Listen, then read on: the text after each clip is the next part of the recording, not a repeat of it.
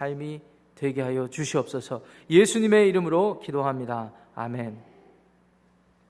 이 아침에 우리에게 주시는 하나님의 말씀 찾겠습니다. 구약성경 레위기서 26장 27절부터 39절까지의 말씀을 찾으시겠습니다. 레위기서 26장 27절부터 39절의 말씀입니다. 찾으셨으면 저와 여러분들이 한 절씩 교독하시고 마지막 절 39절은 큰 목소리로 합독하시겠습니다. 27절입니다. 너희가 이같이 될지라도 내게 청종하지 아니하고 내게 대항할진대 내가 진노로 너희에게 대항하되 너희의 죄로 말미암아 7배나 더 징벌하리니 너희가 아들의 살을 먹을 것이요 딸의 살을 먹을 것이며 내가 너희의 산당들을 헐며 너희의 분향장들을 부수고 너희의 시체들을 부서진 우상들 위에 던지고 내 마음이 너희를 싫어할 것이며 내가 너희의 성읍을 황폐하게 하고 너희의 성소들을 황량하게 할 것이요 너희의 향기로운 냄새를 내가 흠향하지 아니하고 그 땅을 황무하게 하리니 거기 거주하는 너희의 원수들이 그것으로 말미암아 놀랄 것이며 내가 너희를 여러 민족 중에 흩을 것이요 내가 칼을 빼어 너희를 따르게 하리니 너희의 땅이 황무하며 너희의 성읍이 황폐하리라. 너희가 원수의 땅에 살 동안에 너의 본토가 황무할 것이므로 땅이 안식을 누릴 것이라. 그때 땅이 안식을 누리리니 너희가 그 땅에 거주하는 동안 너희가 안식할 때에 땅은 쉬지 못하였으나 그 땅이 황무할 동안에는 쉬게 되리라. 너희 남은 자에게는 그 원수들의 땅에서 내가 그들의 마음을 약하게 하리니 그들은 바람에 불린 잎사귀 소리에도 놀라 도망하기를 칼을 피하여 도망하듯 할 것이요 쫓는 자가 없어도 엎드러질 것이라. 그들은 쫓는 자가 없어도 칼 앞에 있음같이 서로 짓밟혀 넘어지리니 너희가 원수들을 맞설 힘이 없을 것이요 너희가 여러 민족 중에서 망하리니 너희의 원수들의 땅이 너희를 삼킬 것이라. 함께합니다. 너희 남은 자가 너희의 원수들의 땅에서 자기의 죄로 말미암아 쇠잔하며 그 조상의 죄로 말미암아 그 조상같이 쇠잔하리라. 아멘. 하나님의 말씀입니다. 버로우스 프레드릭 스키너라는 유명한 교육 심리학자가 있습니다. 이분이 교육학계에서 또 심리학계에서 이름을 얻게 되고 유명하시게 된 계기는 이분이 동물이나 사람의 행동을 관찰해서 어떠한 자극이나 어떠한 환경을 만들어줄 때 이 행동들, 긍정적이든 부정적이든 이 행동들이 발달하게 될까를 유심히 관찰해서 이론을 만드신 분이에요. 그분이 만드신 이론 중에 강화 이론이라고 있습니다. Reinforcement Theory라고 있습니다. 어떠한 자극을 줘서 긍정적이든 부정적이든 어떠한 행동 패턴을 유발하는 겁니다. 그래서 교육하는 사람 입장에서는 긍정적인 행동을 유발하기 위해서는 자극을 계속 줘야 되지 않겠습니까? 그것을 계속 살피고 반복되는 패턴을 찾아내서 그 자극을 주는 거예요.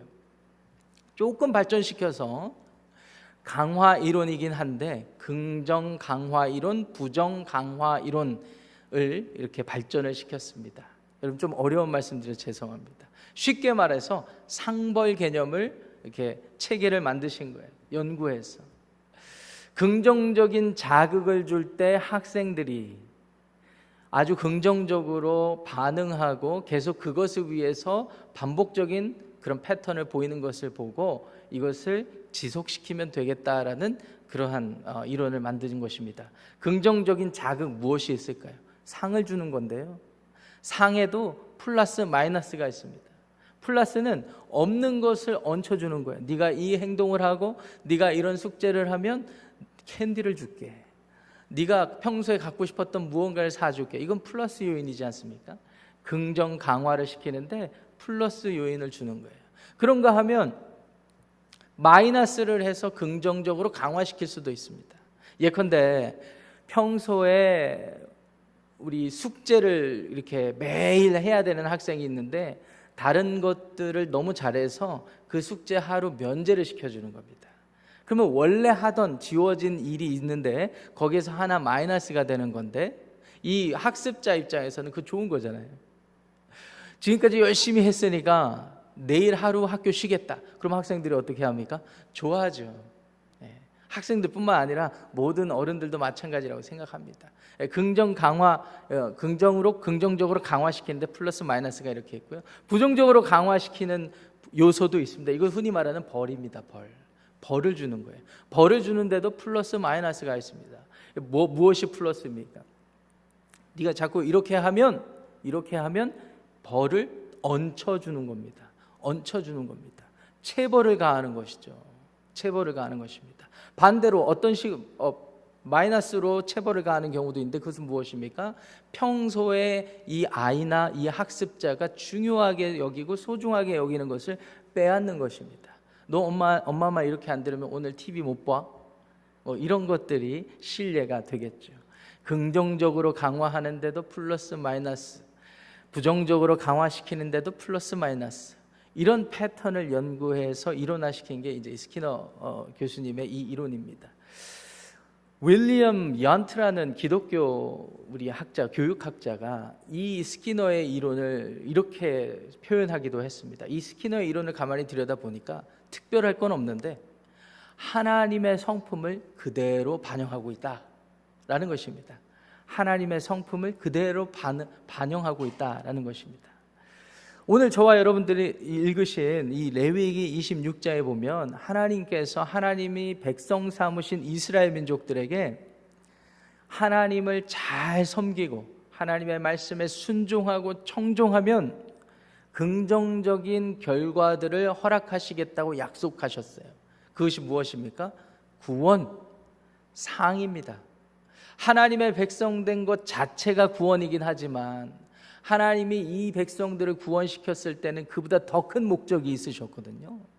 그래서 이방 민족들이 볼 때 비록 눈에 보이지 않는 신, 사람이 직접 어떤 형상을 만들어서 나무나 금속으로 우상으로 삼지 않아도 눈에 보이지 않는 신 여호와 하나님을 믿으니까 이 사람들의 삶의 결과가 이렇게 눈에 띄게 바뀔 수가 있구나라는 사실을 보여주시기 위한 상이었어요.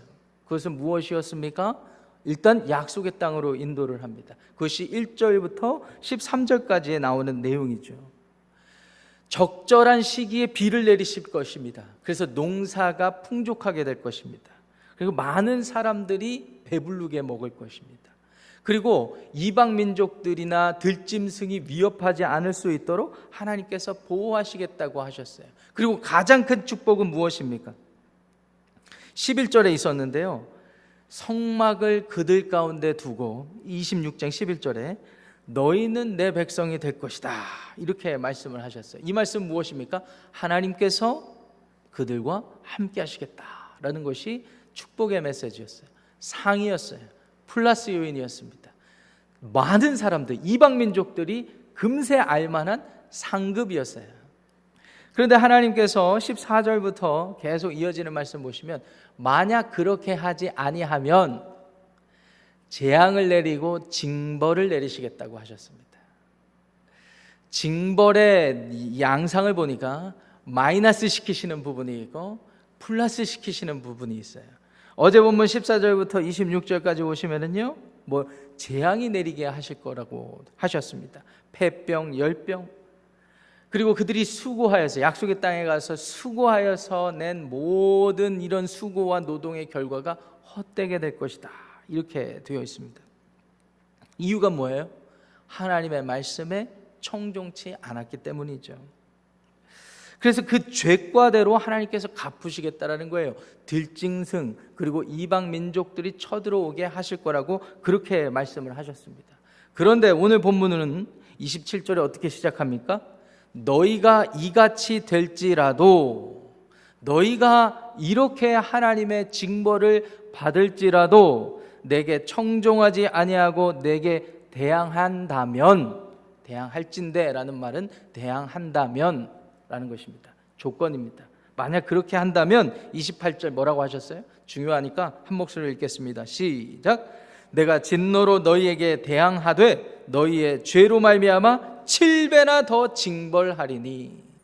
하나님께서 하나님 말씀에 순종하지 않는다면 징벌을 내리실 건데 재앙과 수고를 헛되게 하심과 들짐승을 보내고 그리고 많은 이방 민족들이 약탈하게 할 것인데 그래도 정신을 못 차리고 듣지 않는다면 하나님께서 그것보다 7배나 더 징벌 하실 거라고 하신 것입니다. 7배는 우리 7이라는 숫자에 더 강조점이 있겠죠. 완전하게 내가 징벌할 것이다. 29절부터 그 내용이 나와 있죠. 끔찍한 내용입니다. 아들의 살을 먹고 딸의 살을 먹을 것이다. 이른바 식인을 하게 된다는 거죠. 여러분, 어떻게 부모가 자녀들을 먹을 수 있겠습니까? 이거 입에 담기도 끔찍한 이야기죠. 그만큼 처참하고 어렵고 극심한 가난과 고통 가운데 너희들을 몰아넣을 것이다 라는 하나님의 징벌의 메시지, 듣기만 해도 오싹하지 않습니까? 그리고 그들이 하나님의 말씀에 청종하지 않은 결과에 상응하는, 그것에 맞는 벌을 내리실 텐데 30절 말씀 보시면 하나님을 떠나서 우상을 만든 그 제단 위에, 그 우상들 위에 죽은 너희들의 몸뚱이, 시체들을 다 던져버릴 것이다. 그리고 하나님이 비록 약속의 땅으로 줬지만 그 약속의 땅을 감사함으로 여기지 않고 자기의 정욕과 자기의 생각대로 산 이스라엘 백성들, 만약에 그렇게 한다면 하나님이 그 땅을 다 약속의 땅이 아닌 저주의 땅으로 만들어버린다는 것입니다. 그리고 이방 민족들이 쳐들어오게 해서 칼로 그들을 위협하고 그들의 생명을 위협하게 할 것이라는 거예요. 그래서 그들의 땅이 완전히 망하게 될 것이다. 황무하게 될 것이다. 그 땅에 남아있는 사람이 없게 될 것이다 라고 이렇게 말씀을 하시면서요, 34절 35절이 참 재밌습니다. 34절 35절 보세요. 그래서 원수의 땅에 끌려갈 수가 있는데 그렇게 되면 오히려 내가 너희들에게 약속의 땅으로 준 그 본토가 황무하게 되는데 그 땅이 안식을 누리게 될 것이다, 이렇게 말씀하세요. 이 말씀은 어떤 의미일까요? 36절에 35절에 나와 있죠. 그 땅에 이스라엘 백성들이 거주한 동안 안식할 때 땅이 쉬지 못하였다라는 거예요. 그러니까 오히려 이방 민족에게 끌려가는 그날에 이 땅은 비로소 쉬게 될 것이다. 레위기 25장에 보면 하나님께서 안식년에 땅의 안식년을 그렇게 교훈해 주셨습니다. 그리고 희년도 교훈해 주셨죠. 이 말인즉슨 무엇입니까? 우리 26장 2절에 보면은 안식일을 거룩히 지키고 내 성소를 거룩하게 하라는 하나님의 조건적인 명령이 담겨 있었잖아요. 이 말은 안식일을 제대로 지키지 않고 개인적인 안식일뿐만 아니라 땅에 대한 안식년을 제대로 지키지 않으면 이와 같은 일들이 발생할 것이다 라는 것을 설명을 해 주시는 것입니다. 이스라엘 백성들의 역사 가운데 우리가 아는 부분이 있죠. 36절부터 37절까지가 참 또 재밌습니다. 그렇게 다 끌려가고 이제 남은 사람들, 소수의 남은 사람들은 어떻게 될 것인가? 이 남은 사람들은요, 그 마음이 얼마나 쇠약해지게 되는지 이렇게 설명을 합니다. 바람에 불린 잎사귀 소리에도 놀라서 도망해요. 놀라서 도망합니다. 그러니까 얼마나 하나님의 징벌이 무서웠는지, 그냥 바람에 잎사귀가 지나가는 소리만 나도 두려워 벌벌 떤다라는 것입니다. 이 얼마나 끔찍한 상황입니다. 37절에도 보시면은요, 그 쫓는 자가 없어도요, 실체가 없어도요, 실제적으로 그들을 위협하는 사람이 없어도 바람에 흩날리는 잎사귀 소리에 그냥 서로 공포에 질려갖고 도망가다가 서로가 서로를 짓밟는 이런 일들이 발생할 것이다 라는 것입니다. 그래서 39절에 보면 쇠잔하다라는 말 표현이 나오죠. 완전히 쇠잔해지는 거예요. 완전히 쇠잔해지는 거예요. 그 쇠잔해지는 이유가 뭐라고 되어 있습니까? 39절에 자기의 죄로 말미암아. 하나님께서 징벌을 이렇게 무섭게 하시는 것입니다. 하나님의 벌을 내리실 때는 하나님이 진노하셨기 때문이고 그 원인이 이스라엘 백성들의 죄 때문이라고 이렇게 분명히 말씀하고 계세요. 그런데 26장 전체를 이해하는데 우리가 중요하게 생각해야 될 몇 가지가 있습니다. 첫 번째는요, 하나님께서 어느 시점에 이 말씀을 해주셨는지가 중요합니다. 어느 시점에 이 말씀을 해주셨는지가 중요합니다. 아까 제가 서론에서 간단히 설명드린 우리 스키너의 강화 이론, 긍정 강화 이론, 부정 강화 이론에서도요, 굉장히 중요한 원리 원칙이 있습니다. 플러스 마이너스로 상을 주든 플러스 마이너스로 벌을 주든 어느 케이스이든 이것을 학습자에게 미리 공지했느냐 안 했느냐가 굉장히 중요하거든요. 자, 이런 관점에서 봤을 때 하나님께서 지금 이 조건을 언제 주고 계십니까? 이스라엘 백성들이 약속의 땅에 들어간 후에 주셨습니까? 들어가시기 전에 주셨습니까? 들어가기 전에 주셨어요. 들어가기 전에 주셨어요. 하나님께서는 미리 상황을 그럴 수도 있다는 것을 아셨죠. 또 그들이 그렇게 될 것이라는 것도 아셨습니다. 그럼에도 불구하고 이스라엘 백성들에게 이런 일들이 일어나지 않도록 하나님께서 미리 기준점을 말씀해 주신 것입니다. 자, 그렇다면 두 번째, 하나님께서는 왜 미리 이런 말씀을 하셨을까요? 왜 미리 이런 말씀을 하셨을까요? 아니, 목사님, 그 당연하죠. 우리 자녀들이 잘 먹고 잘 살길 위하는 것이 부모의 마음이라면 하나님께서도 이스라엘 백성들이 다치지 않고 손 부러뜨지 않고 곱게 그냥 약속의 땅에서 잘 먹고 잘 살길 원해서 하나님께서 이 말씀을 하셨겠죠. 그렇다고 생각하십니까?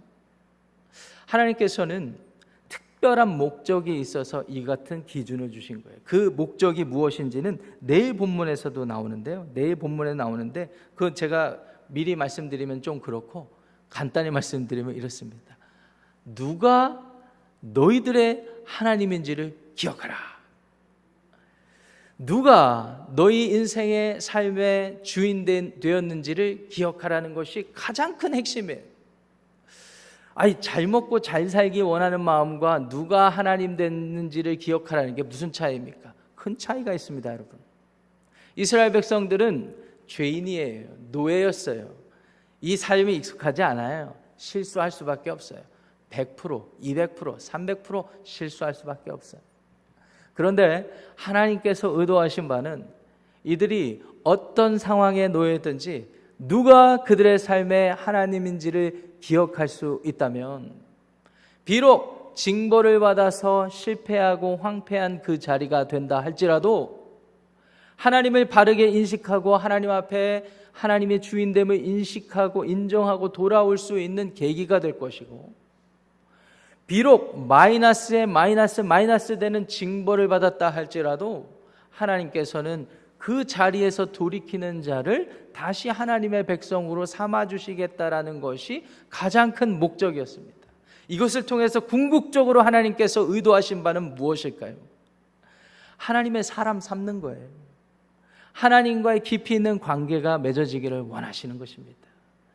상을 너무 많이 받아서 흥청망청 살게 될 때나, 징벌을 너무 많이 받아서 바람에 흩날리는 잎사귀에도 벌벌 떨면서 그런 삶을, 비참한 삶을 살아갈 때나 상관없이 하나님이 그들에게 하나님 되어 주신다는 사실을 기억하기를 원하셨다는 거예요.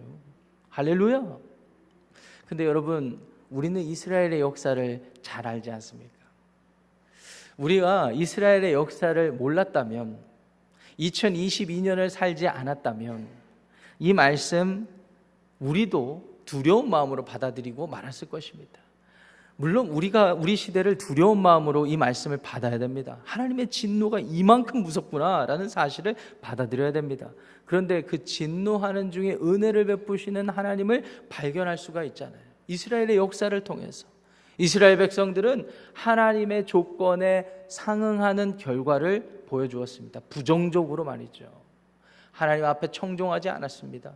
놀라울 정도로 하나님은 예언과 같이, 아니 예언의 메시지처럼 이 결과가 이스라엘 백성들의 삶 가운데 그대로 나타나시게 하셨어요. 하나님은 완벽하신 분이기 때문입니다. 그래서 세 번째, 우리 스키너의 이론을 적용할 때 긍정적으로 부정적으로 강화할 때 중요한 세 번째 원칙이 또 무엇인지 아십니까? 교육하는 자 입장에서, 부모의 입장에서 원칙을 지키는 것입니다. 원칙을 지키는 거예요. 자, 첫 번째, 어느 시기에 알려줘야 된다고요? 미리 고지해야 돼요.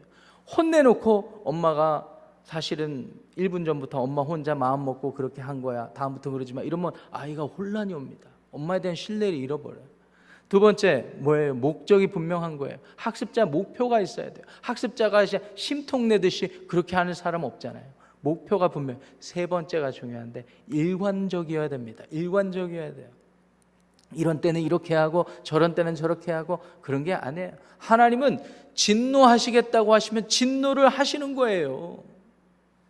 이 메시지를 우리가 정말 바람에 휩싸이는 흩날리는 잎사귀에 벌벌 떠는 마음으로 받아들여야 되는 것입니다. 그런데 오늘 이 자리에 벌벌 떠는 마음도 있지만 그거보다 하나님께 더 감사하는 마음으로 나온 이유가 무엇입니까? 하나님은 일관되게 우리의 모든 죄가를 누구에게 담당하셨어요? 예수 그리스도 앞에. 예수 그리스도의 십자가에 완전히 다 못 박으신 겁니다. 할렐루야. 그래서 우리는 그 예수님의 속죄함과 대속함을 받아들임으로 그것을 은혜로 알고 하나님의 자비로 알고 이 시간에 하나님 앞에 나와서 하나님을 바라보는 겁니다. 하나님 그렇습니다. 우리가 비록 이 세상 살면서 이 세상에 일어나는 정치적으로, 경제적으로, 건강, 육체적으로, 사회적으로, 관계적으로 여러 가지 문제 때문에 우리의 마음이 쇠잔해고 쇠약해지고 불안하고 한치 앞을 볼 수 없는 정도로 그렇게 우리의 인생을 경영하며 살아오지만 오늘 이 아침에 하나님 앞에 다시 나온 이유는 무엇입니까? 하나님이 내 삶의 주인 되신다는 것을 기억하기 때문입니다. 하나님의 자비와 은혜가 필요합니다. 오늘 우리의 삶을 주님 붙잡아 주시옵소서. 이런 마음 때문에 온 거 아니겠습니까? 그렇기 때문에 우리 마음에는 진노하시는 하나님에 대한 그런 믿음과 진노하시는 중에도 은혜를 베푸시는 하나님을 바르게 아는 믿음이 있어야 될 줄 믿습니다. 사랑하는 성도 여러분, 어떠한 이유 때문에 여러분들의 생각과 마음이 쇠잔해 계십니까? 얼마나 멘탈이 약해지셨어요? 바람에 흩날리는 잎사귀 그런 거 신경 쓰지 마시고 그 가운데 여러분들을 독생자를 아끼지 아니하시고 사랑하시는 하나님 한 분만 바라보시면서 오늘을 힘을 내시고 하나님 앞에 믿음으로 승리하는 복된 하루가 되시기를 축복합니다. 기도하겠습니다. 하나님께서는 우리가 청종하지 아니하시면 징벌을 내리겠다고 하셨습니다. 하나님, 이 말씀, 하나님의 진노의 이 말씀이 얼마나 무섭게 들리는지 모릅니다.